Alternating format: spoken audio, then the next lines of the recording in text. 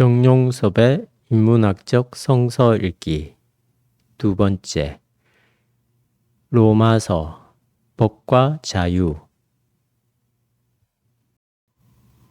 5. 율법 선생에게 2장 17절에서 29절 바울은 앞에서 유대인이나 이방인이나 모두 썩는 것과 썩지 않는 것을 혼동했다는 점에서 정확히 말하면 영원한 신성을 인간이 만든 유한한 것으로 대체해버렸다는 점에서 양자 모두 죄인이라는 사실을 엄격한 어조로 확증하고 비판했습니다. 바울은 이제 이 문제를 종교적으로 모범을 보이고 있는 유대인들의 삶에 적용시키고 있습니다. 모범생의 길 17절에서 20절에서 바울은 유대인들의 생각과 삶의 태도를 매우 소상하게 서술하고 있습니다. 그 내용은 대충 이렇습니다. 유대인들은 율법을 의지합니다. 하나님을 자랑합니다. 율법의 교훈을 따릅니다. 하나님의 뜻을 알고 있습니다. 지극히 선한 것을 좋게 생각합니다. 그들은 자신들이 율법 안에 있는 지식과 진리의 구체적인 형태를 갖고 있다고 생각합니다. 시각장애인의 길을 인도하는 자로 자처합니다. 어두움의 빛이며 어리석은 자의 교사요, 어린이의 선생이라고 자처합니다. 이런 서술은 모든 유대인들에게 해당되는 것이라기보다는 특별히 종교적으로 선택받았다고 여기는 사람들에 관한, 즉 바리새인들과 랍비들에 관한 이야기입니다. 그러나 다른 한편으로는 모든 유대인들의 의식 속에는 이런 모범적인 삶에 대한 동경이 내재해 있다는 점에서 유대인 일반에게 해당되는 서술이라고 볼 수도 있습니다. 어쨌든지 이런 정도로 모범적으로 살아갈 수만 있다면 누구에게나 칭찬받을 만합니다. 이런 사람들의 숫자가 많은 사회는 건강하고 드물면 건강하지 못한 것입니다. 그래서 동서고금을 막론하고 문화적인 사회라고 한다면 이런 사람들을 많이 길러내는 것을 교육의 목표로 삼고 있습니다. 오늘 우리나라의 공교육도 역시 학생들을 모범생으로 키우는 것에 집중되어 있습니다. 그런데 이 모범생 키우기가 지나치게 경쟁적인 방식으로만 진행되고 있다는 데에 심각한 문제가 있습니다. 교육의 경쟁력 제고 문제는 여기서 이러쿵 저러쿵 토를 달 필요도 없이 우리 교육의 가장 적나라한 현주소입니다. 환경 좋은 고등학교를 가기 위한 위장 전입, 영교시 수업, 자율학습, 재수, 삼수 등 우리의 교육 현장에서만 통용되는 이런 용어들은 한결같이 경쟁력 제고를 최고의 교육 목표로 삼기 때문에 파생된 현상들입니다. 어떤 체제이건 나름대로의 경쟁이 없을 수는 없습니다만 교육의 종속 변수여야 할 경쟁이 교육의 상수로 작용하고 있다는 사실에서 우리는 교육의 왜곡 현상을 보게 됩니다. 모범생을 만들기 위한 경쟁력 강화를 교육의 목표로 삼을 게 아니라 각자가 자기의 길을 갈 수 있도록 동기를 부여하는 것이 바로 교육의 궁극적인 그리고 본질적인 목표가 아닐까 생각합니다. 이 문제는 교회의 신앙교육에도 거의 똑같이 적용됩니다. 교회 생활이 신자 상호 간에 경쟁하게 만들거나 교회 상호 간에 경쟁하게 만드는 일에 집중되는 경우가 많습니다. 하나의 예만 들겠습니다. 요즘은 어떤지 잘 모르겠습니다만 얼마 전까지만 해도 많은 교회에서 총동원 주일 행사를 많이 했습니다. 식용유, 세탁기, 금반지, 심지어는 승용차를 경품으로 내걸기도 합니다. 이렇게 해서라도 전도해야겠다는 그 심정을 모르는 바는 아니지만 그리스도의 복음을 이렇게 인간적인 경쟁심을 이용해서 전파할 필요가 있는지 이해할 수 없습니다. 결국 어떻게 해서라도 남보다 앞서야 한다는, 모범생이 되어야 한다는 경쟁심의 발로가 우리를 신앙의 본질보다는 인간의 욕망에 기울어지도록 만든다고 볼 수 있습니다. 선생은 없다. 바울이 본문에서 서술하고 있는 유대 선생들의 특징은 그들이 선생으로 자처한다는 것입니다. 자처한다는 것은 학생들보다 자기가 낫다는 사실을 전제하고 있다는 말이 됩니다. 물론 먼저 배운 게 있으니까 학생들에게 가르칠 만한 것이 있을지 모릅니다만 가르치고 배우는 이 일의 존재론적 깊이를 생각한다면 인간이 인간을 가르치는 일은 애당초 가능하지 않다고 보아야 합니다. 여기 수학 선생이 한 분 있다고 합시다. 그는 학생들에게 수학의 원리를 가르칠 수는 있습니다. 이렇게 정보를 제공하는 일을 선생의 업무라고 한다면 선생 노릇이 가능합니다.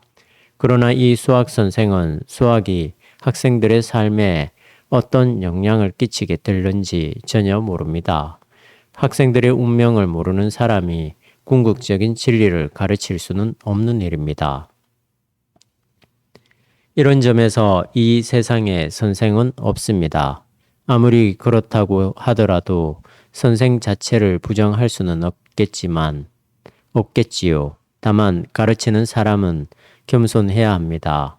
진리를 가르칠 만한 준비가 되지 못했다는 사실을 실제로 인식하고 있어야만 합니다. 이렇게 자기의 한계를 명확하게 알고 있는 선생들은 선생으로 자처하는 것을 매우 부끄럽게 생각하고 자기 앞에 놓인 진리의 길을 단지 걸어갈 뿐입니다. 그래서 우리의 옛 스승들은 제자들을 불러 모으려고 하지 않았을 뿐만 아니라 굳이 배우겠다고 찾아온 학생들에게도 많은 말로 가르치지 않았으며 가능한 대로 빨리 자기로부터 떠나게 했습니다. 결국 이런 분들은 배움이라는 사건이 어떤 사람으로부터가 아니라 진리 자체로부터 일어난다는 사실을 진작 깨달은 스승들입니다. 그런데 충분하게 알지 못한 사람들은 스스로 선생처럼 행세하려고 합니다. 이런 태도는 우리 기독교인에게 너무나 흔하게 나타납니다. 입만 열었다 하면 모든 진리를 혼자 독차지하고 있는 듯이 열변을 토합니다. 세상 사람들이 이런 기독교인들을 두고 어떻게 생각하겠습니까? 맹자도 이런 말을 했다고 합니다. 남한테 선생 노릇하는 것을 좋아하는데 탈이 있다. 배우지 않는 선생. 바울은 이제 선생이라고 자처하는 종교 지도자들을 향해서 단도직입적으로 이렇게 충고합니다. 다른 사람을 가르치는 내가 내 자신을 가르치지 아니하느냐. 21절. 이어서 간음하지 말라고 가르치는 자신이 간음하며 우상을 섬기지 말라고 말하면서 우상 앞에 놓였던 물건을 훔치고 율법을 자랑하면서 율법을 범한다고 지적합니다. 이 율법 선생들은 간음과 우상과 율법에 대한 가르침을 알고 있지만 그 가르침대로 따르지 않을 뿐만 아니라 오히려 반대로 행동했습니다. 이 말씀을 우리가 어떻게 이해해야 합니까? 일단 이런 현상들이 그 당시에 흔한 일은 아니라고 해도 종종 일어났을 것입니다. 인간이 사는 세상에는 아무리 조심한다고 하더라도 앞뒤가 맞지 않는 일이 어처구니 없는 일들이 일어나게 마련입니다. 요즘도 마찬가지입니다. 하나님과 재물을 겸해서 섬길 수 없다고 말은 하지만 우리의 마음은 재물에 쏠릴 때가 많습니다. 겉으로는 그렇지 않은 것 같지만 속으로는 늘 그렇게 살아간다는 말씀입니다. 언행이 일치하기 힘들다는 사실을 우리는 경험적으로 잘 알고 있습니다.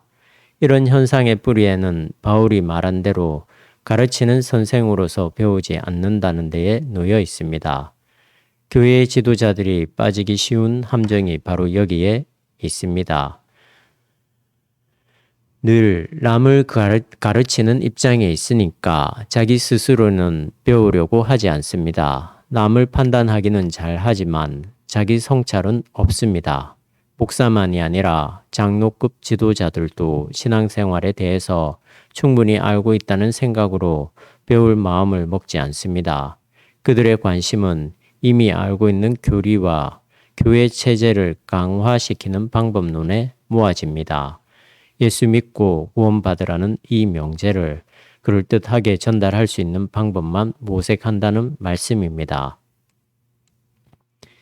교회의 지도자들이 배우려고 하지 않는 이유는 기독교의 진리를 생명의 길로 생각하지 않고 이미 완료된 굳어진 규범으로만 생각한다는 데에 있습니다. 여기서 말하는 길은 그곳에 그렇게 고정적으로 놓여 있는 어떤 상태가 아니라 우리가 가지고 있는 그 과정입니다. 이런 점에서 길의 메타포는 되어감, 도중, 미래 같은 개념들을 가리킵니다. 심지어 물리학적 사실들도 과정인데 하물며 물리학을 뛰어넘는 방식으로 자기를 드러내는 진리는 두말할 것도 없습니다. 이 길의 문제를 우리의 삶과 연관해서 조금 더 생각해 봅시다. 모든 사람들은 사실 자기가 인식하고 있든지 못하든지 나름대로 자기의 길을 가고 있습니다. 출세해서 명예와 재물을 얻게 되는 것이 인생이라고 생각하고 모든 사람들이 그런 길을 열심히 갑니다만 그것은 길이 아닙니다. 길이라고 하더라도 가장 빠른 길도 아니고 좋은 길도 아닙니다. 이렇게 생각해 보세요. 오늘 여러분은 각자의 집에서 여기 공부하는 자리까지 왔습니다. 승용차를 운전하거나 얻어 타거나 버스를 타거나 또는 걸어서 올 수도 있습니다. 어떤 사람들은 빨리 가는 방법만 생각하지만 어떤 사람은 그 방법과 상관없이 가고 있음에 집중합니다. 후자에 속한 사람은 가는 과정에서 이런저런 많은 경험을 합니다. 봄바람을 느끼기도 하고 달이나 별을 보기도 하고 곧 태양기를 맡을 수도 있겠지요.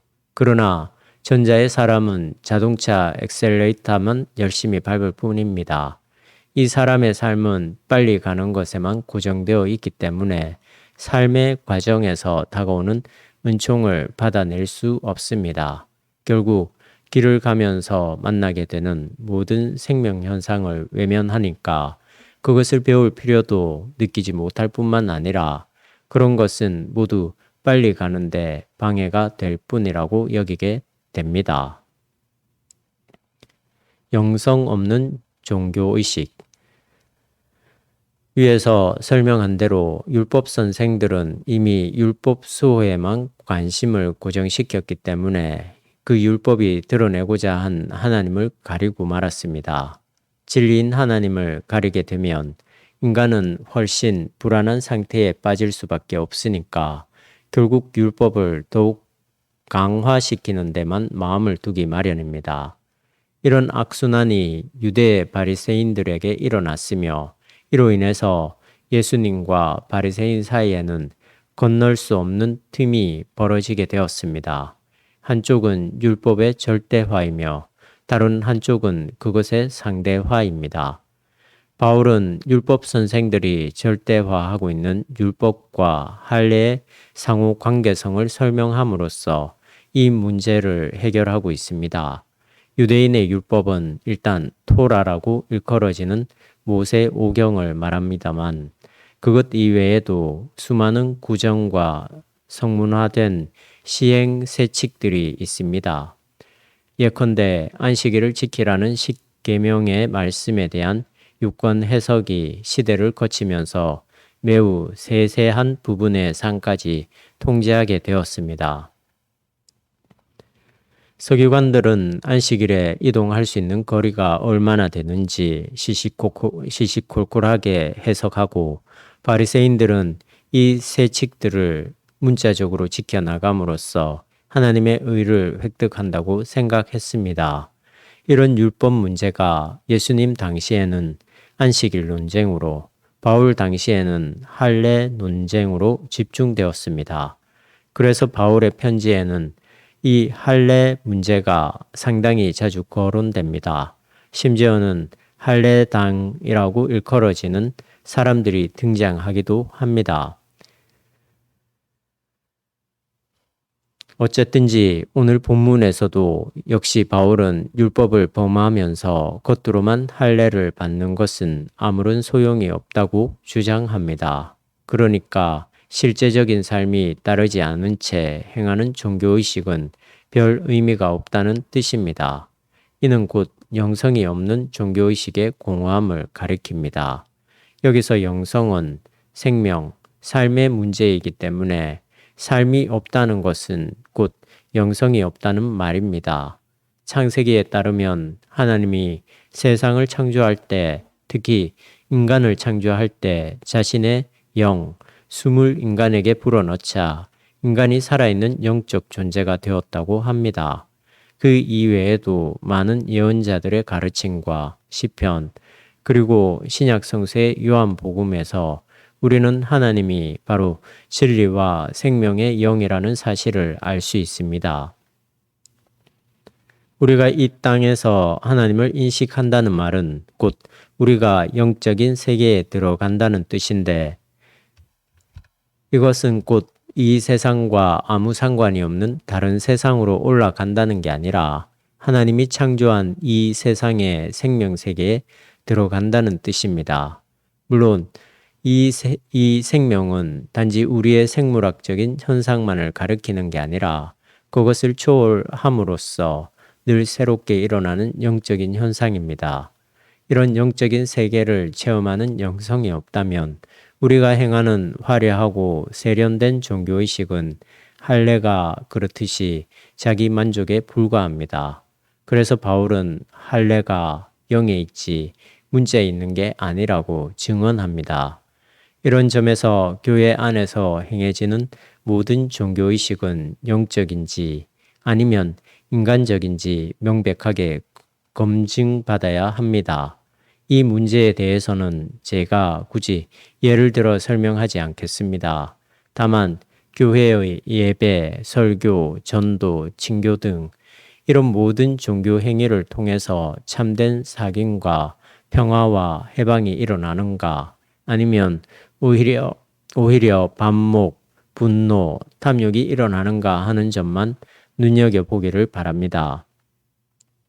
소로우는 월든에서 남에게 삶의 지혜를 가르치는 철학 선생은 많지만 실제로 지혜롭게 살아가는 철학자는 드물다고 말했는데, 이게 교회의 영성 문제와 연관해서 우리에게도 해당되는 것 같습니다. 하나님으로부터의 칭찬. 바울은 오늘 진리론적인 차원에서 신앙의 본질을 매우 명확하게 설명해주고 있습니다.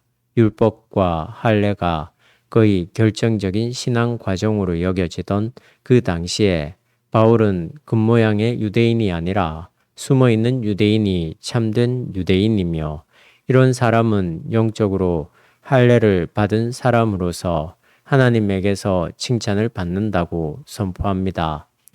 이 말을 듣는 율법 선생들은 아마 기분이 나빴을 것입니다. 영적으로 할례를 받은 사람은 사람의 칭찬이 아니라 하나님의 칭찬을 받는다는 말은, 역으로 할례를 중요하게 생각하는 율법 선생들은 하나님의 칭찬이 아니라 사람의 칭찬만 받을 뿐이라는 뜻이기 때문에 말입니다. 사람의 칭찬과 하나님의 칭찬이라는 이 표현을 상투적으로 받아들이면 바울을 오해하는 것입니다. 교회에서 흔히들 사람보다는 하나님을 바라보고 살아야 된다고 말을 합니다만, 이게 자칫 자기의 무능력이나 불성실에 대한 합리화로 오용될 수 있습니다.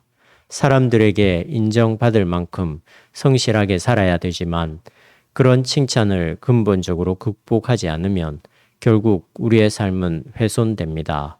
왜냐하면 인간의 칭찬은 일관된 게 아니라 기분에 따라서 변화무쌍하기 때문입니다. 따라서 사람들의 칭찬에 마음을 주게 되면 결국 자기 본래의 모습은 실종되고 다른 사람의 평가만 자기를 지배하게 됩니다. 아주 작은 예로 여러분 여성분들이 헤어스타일이나 옷의 유행에 민감하다는 것은 물론 심미적 감수성에 따른 것일 수 있지만 대개 다른 사람의 시선을 의식한다는 의미입니다. 사회적 신분 상승만을 지구의 목표로 삼고 있는 남자들의 삶도 역시 이런 범주 안에 들어 있습니다. 이런 삶은 그야말로 추상이며 껍질입니다. 삶의 실질은 영적인 현상에 있습니다. 따라서 영으로 존재하는 하나님과의 만남이야말로 우리의 삶이 가장 구체적이며 리얼한 상태에 들어갈 수 있는 바른 길입니다. 오늘 본문의 말씀에 의하면 하나님의 칭찬이 바로 인간을 가장 인간답게 만드는 길입니다. 그런데 문제는 인간의 칭찬은 우리에게 가깝게 느껴지지만 하나님의 칭찬은 그렇지 않다는 데에 있습니다.